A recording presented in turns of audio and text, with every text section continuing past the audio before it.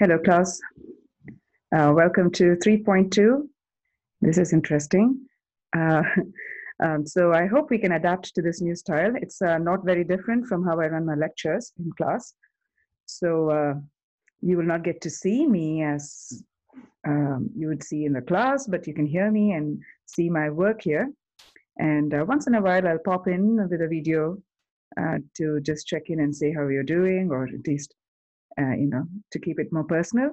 But most of our lectures will be in this style where you can hear my voice instruction over the working of the problems. Okay, let's see how this goes. Okay, we're looking at 3.2, and we did start out, this was about calculus of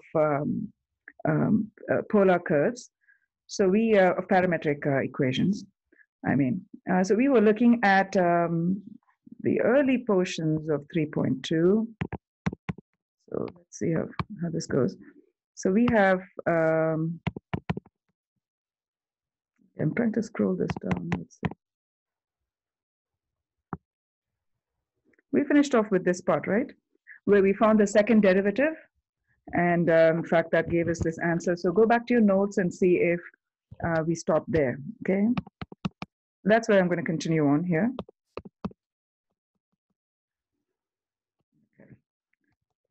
We're going to look at integrals.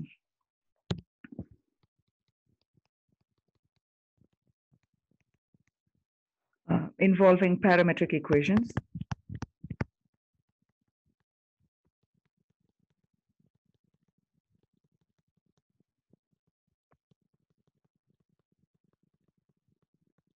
And we're going to look at the area under a parametric curve, because that's what integrals do. They help us find the area. So area under parametric curve. Let me write this first, the definition. Consider the non-self-intersecting plane curve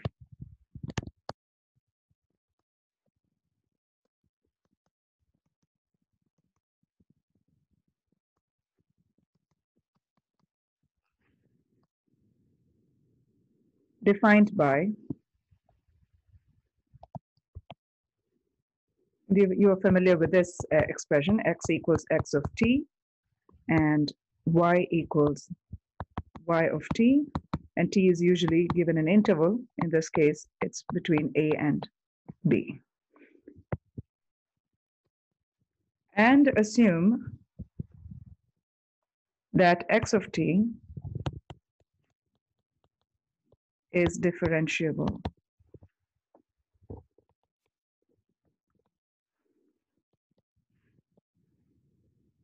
The area under this curve is given by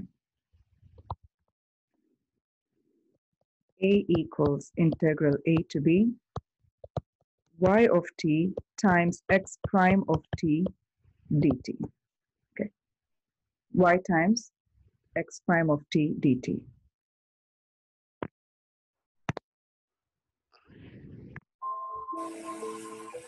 I hope you like the music. Okay, let's do a problem based on this, okay? So here we go. Find the area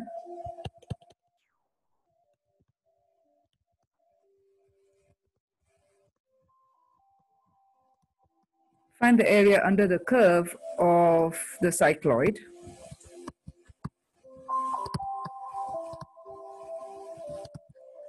Defined by the equations.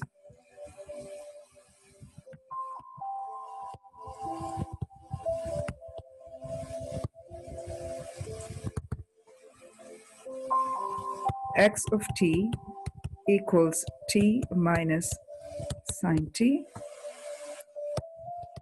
Y of t equals 1 minus cosine t. And 0 less than or equal to t less than or equal to 2 pi. Okay, let's write the formula. A is integral a to b, area, right? Y of t times x prime of t dt.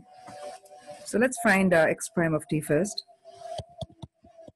This implies x prime of t is 1 minus cosine t,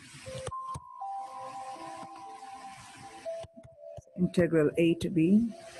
Y of t is also 1 minus cosine t, so I have that first, times x prime of t, we just found it to be 1 minus cosine t dt.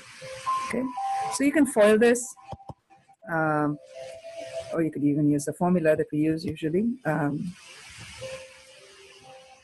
But it's already in the factored form, so you'd rather FOIL it.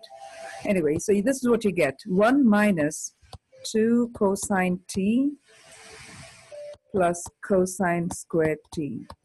Oh, I have a quick tip.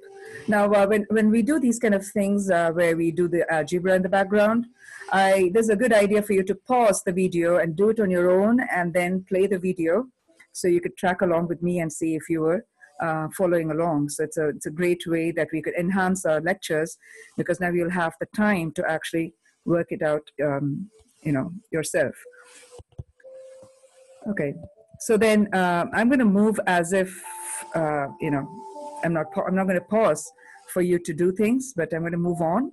But I recommend and encourage you to pause the video whenever it is meaningful for you to do the work on your own.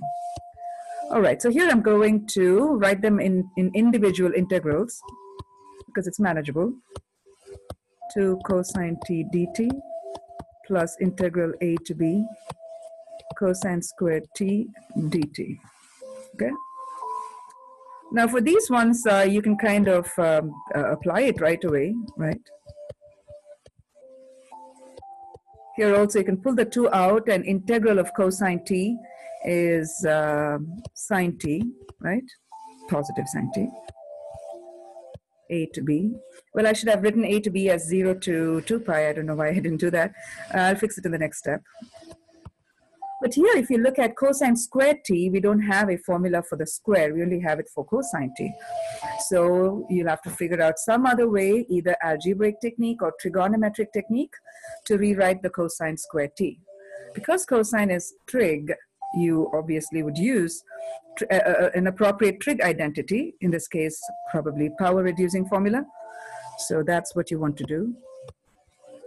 Cosine squared t can be written as 1 plus cosine 2t divided by 2 dt, right? And you can make a quick note there saying this was power reducing. Remember, we have 2 kinds of power reducing. One came from the trig integrals, right? Secant power nx, integral of secant power nx dx, or integral tan power nx dx.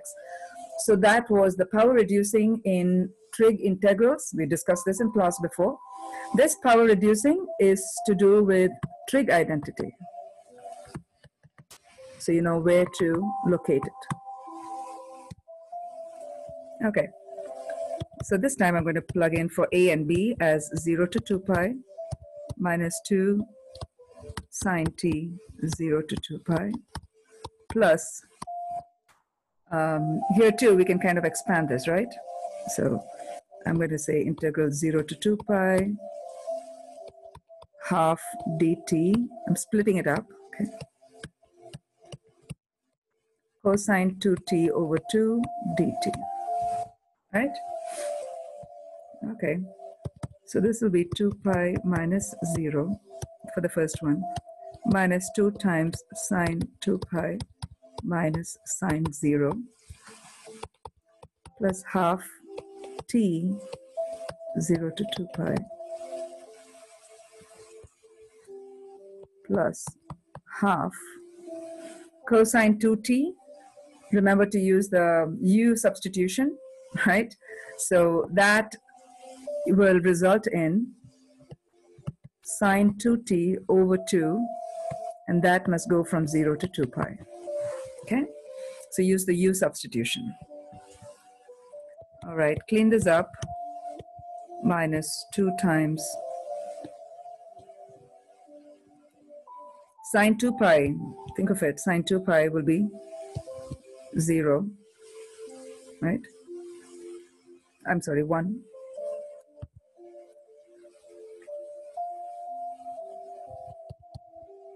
1 minus 1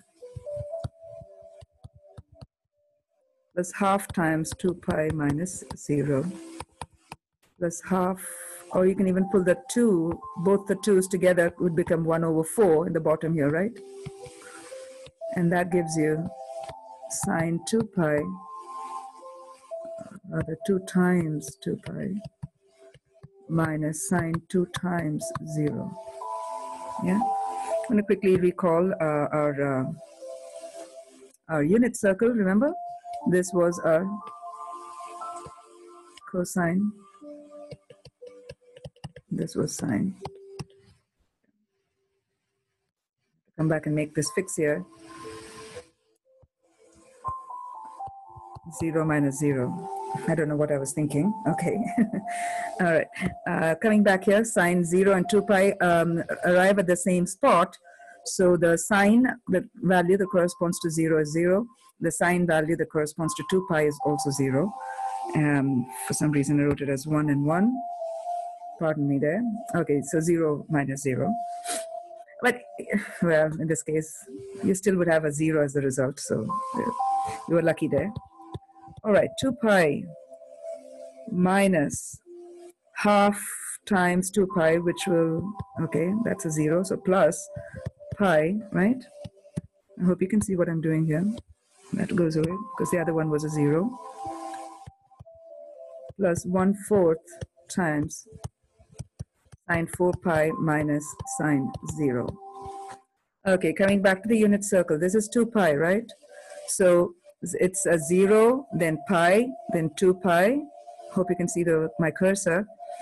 And then all the way to 3 pi, and then you come back to 2 pi, another 2 pi. So 2 pi plus another 2 pi will be 4 pi.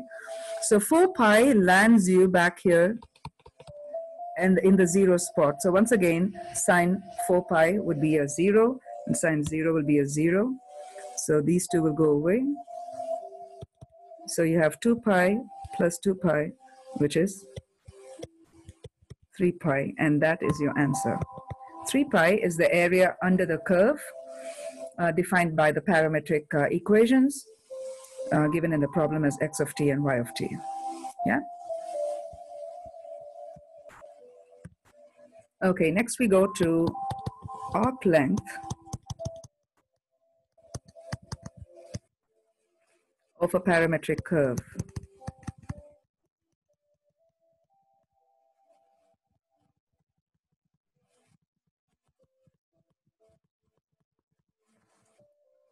Consider the plane curve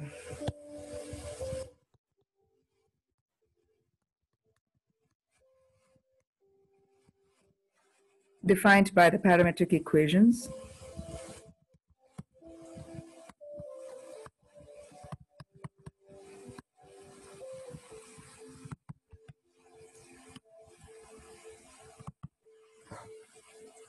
x equals x of t, y equals y of t, and t ranges from t1 to t2. Previously we had a to b. This is now from t1 to t2, no problem. And assume x of t and y of t are differentiable functions of t.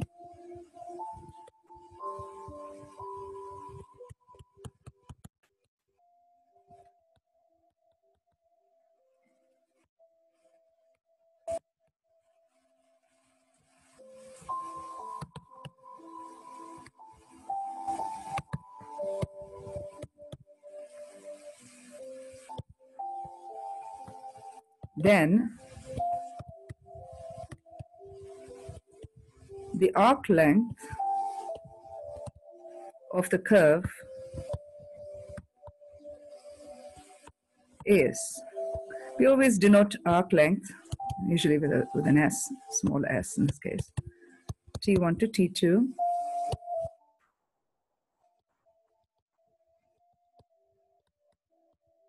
dx over dt the whole squared plus dy over dt the whole squared dt. Okay. Well, if you recall, we've looked at arc length before, and there it says arc length would be, really, let me just show it by the side.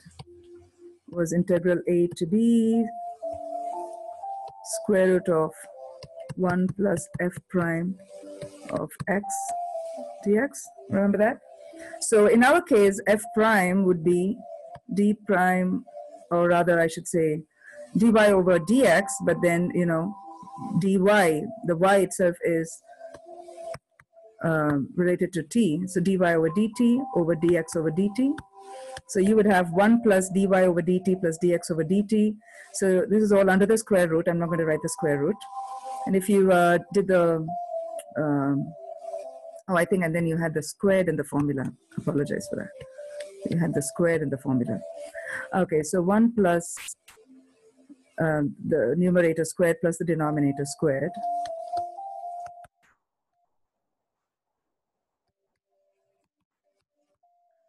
Then take the LCD, right? Yeah.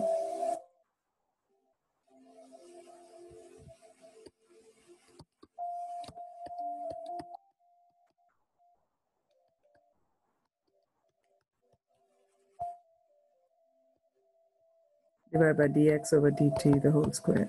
So if you moved along those lines, that is what will kind of return you to this arc length formula, okay? So it is a modification of that concept, okay? All right.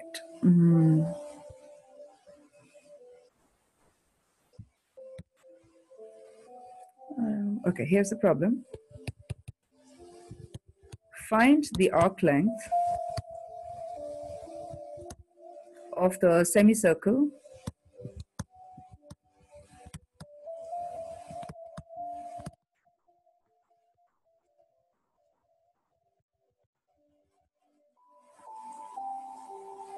defined by x of t equals 3 cosine t,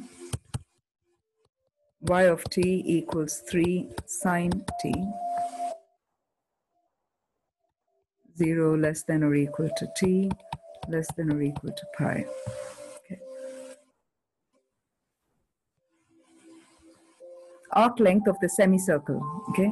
You don't see the semicircle as it looks because it's split up into x of t and y of t. But if you were to write this in the regular form, y equals x form, then this would produce the equation of a semicircle. So they've given us that information here. And this is how we proceed. Arc length of the semicircle S would go from 0 to pi, because t1 to t2, okay? Square root of dx over dt squared plus dy over dt squared dt. So take the derivative. Dx over dt is negative 3 sine t. And if you do the same for the dy over dt is 3 times cosine t, if you took the derivative. And that's what you're going to plug in the arc length formula. So negative 3 sine t the whole squared plus 3 cosine t the whole squared dt. Dt is outside the radical. 0 to pi 9 sine squared t plus 9 cosine squared t dt. Right? And you see that the 9 is common to both the terms, so GCF is 9. That leaves us with sine squared t plus cosine squared t dt. You know, from your trig identity, this is equal to 1. So go ahead and rewrite this as square root of 9 dt, which is 3.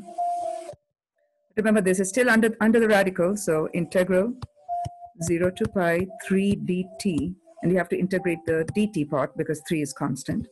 So I pull the 3 out, and the dt, integral dt is t, and 0 to pi, that gives us 3 times pi minus 0, which is 3 pi. Okay. So this is the arc length of the semicircle. Well, let's quickly check using geometry, because this is a semicircle, it's not some unknown shape. So this is how we check this. Semicircle arc length, right? The whole length of that half part of the circle. So this, the whole circle, the outline of the whole circle is the circumference. Semicircle would mean you're dividing it by 2, right? Semi means 2. So the formula for circumference is 2 pi r. That divided by 2 gives us pi r. And here, the radius is 3, because you know that from 3 cosine t and 3 sine t, right? So if you did the parametric equation, combine them, then you would get the equation of the circle as x squared plus y squared equals 3 squared. Okay? And so the radius is 3, which implies pi times 3 is 3 pi. So the semicircle's arc length, so let's say arc length of the semicircle is 3 pi, which matches with what we found using integration. So this is again to prove that integration actually gives us the exact area under the curve. Okay. So we also want to consider the surface area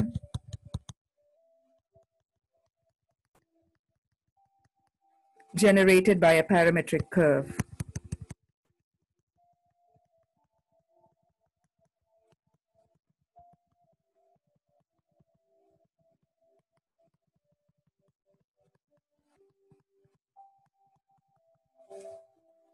So here's the definition.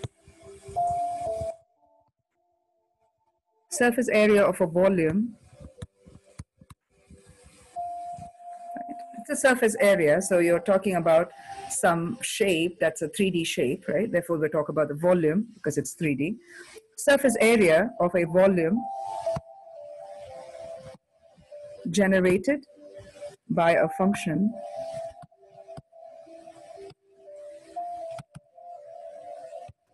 y equals f of x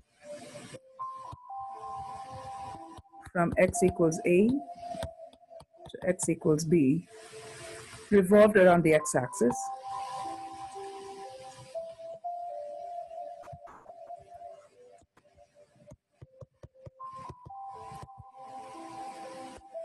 Now this surface area, so we use capital S, small s for the arc length. So 2 pi is a constant, so it's pulled out. Integral a to b.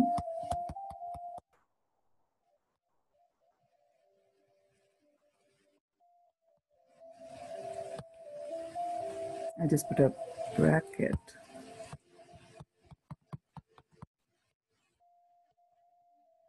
Square dx. Okay.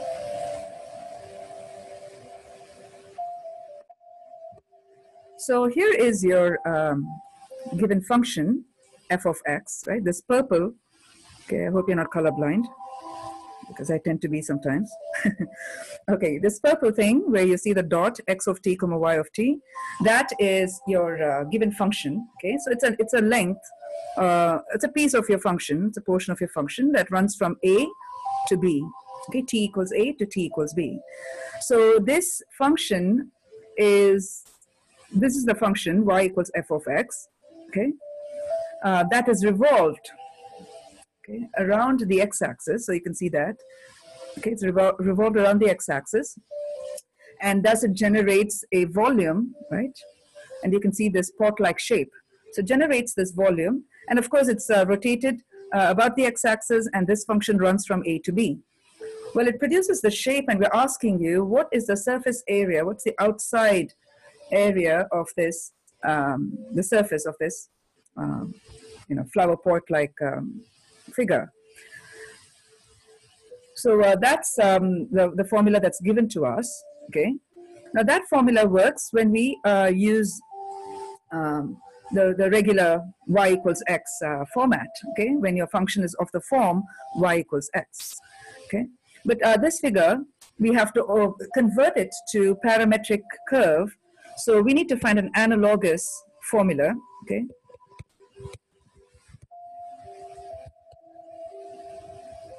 I know you're stunned with my drawing. Me too.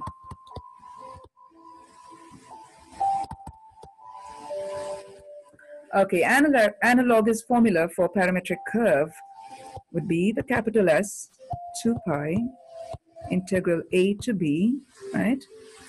Will be y of t times square root of x prime of t squared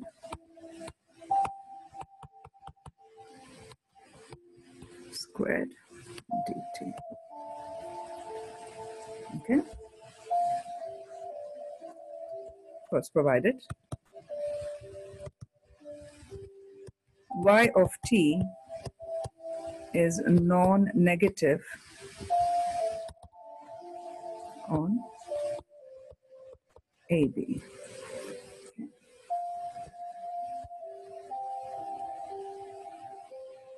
Okay, here's an example. Find the surface area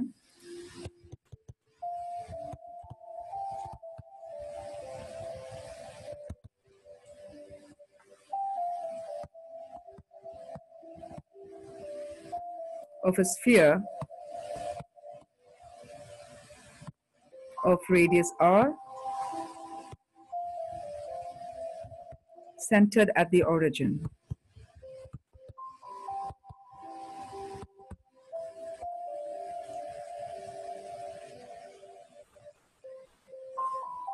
So then you have to think about this. They want the surface area of a sphere, okay? So what function, right? You want your y to be non-negative, y of t, right? So what function could you think of that when you revolve around the x-axis, it gives you a sphere, okay? So think about this. You want the 3D figure of a sphere, so you want something in the upper half of your x-axis, right? That will be rotated to give you this circular shape. So naturally, you can think of a semicircle, right? If you had a semicircle above, then if you rotated it, revolved it, then you would get, or you would generate a sphere. So that's what that's how we will think. And we previously saw in the example that the parametric equations of a semicircle was given to be x of t was 3 cosine t, right? 3 was the radius, so we'll keep it a regular r because we don't know what the radius is. So 3r, r cosine t and r sine t, and that's what I'm going to write here. If we revolve a semicircle, it will generate a sphere.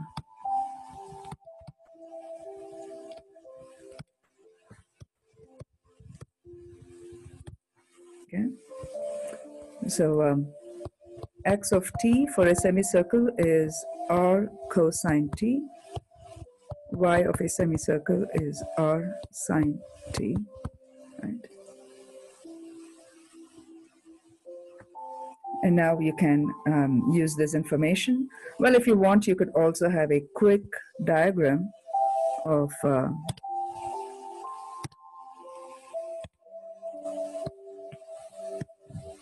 having a semicircle. So this is negative r and this is r, right?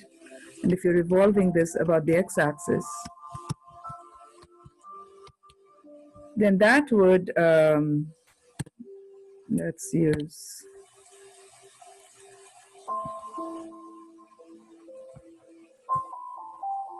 think of this as the sphere, right? And that is rotated there. So that's the idea of using a semicircle to generate a sphere. All right, let's write the formula for the surface area. Let me write the general formula.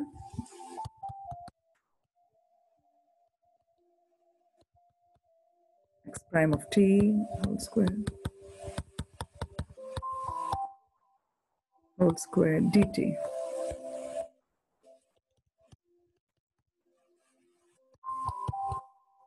0 to pi r sine t. We already found the derivatives, right? So you could do that, or you could find the derivatives by the side. So x prime of t would be, we saw it to be r cosine t, so that will make it negative r sine t. In the previous example, r was 3, so we had negative 3 sine t. Y prime of t will be not negative, r cosine t. And we're going to use that here. So negative r sine t squared r cosine t squared dt.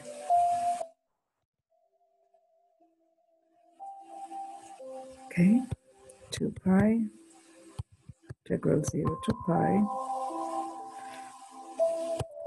r sine t square root of, that will make it, negative is also squared, so r squared sine squared t. Very similar approach to what we did previously, so it's a good idea to pause the video here and try to complete this problem on your own and unpause it to see if we reach the same answers.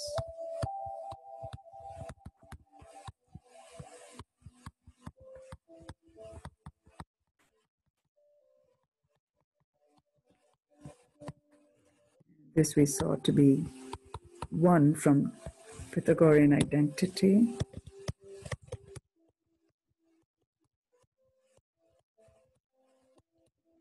Square root of r squared dt. We know r squared comes out as r. Actually, it comes out as absolute value of r, right? Because when you, that's a formula. But you know, radius is going to be positive, so we don't have to put the absolute value. We could drop the absolute bars. Times r